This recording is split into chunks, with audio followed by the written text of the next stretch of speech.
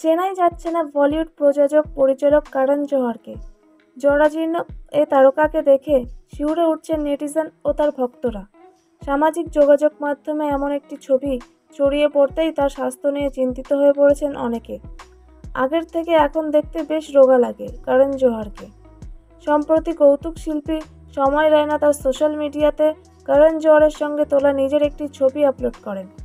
এ ছবিতে হালকা ছাই রঙের শার্ট পরেছিলেন করণ।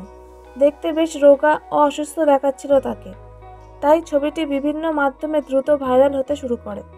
ভারতীয় সংবাদ মাধ্যম আনন্দবাজারের প্রতিবেদন থেকে জানা যায়, ভাইরাল হওয়া করণের ছবির মন্তব্যের ঘরে অনেকেই জানাতে শুরু করেছেন তাদের মতামত।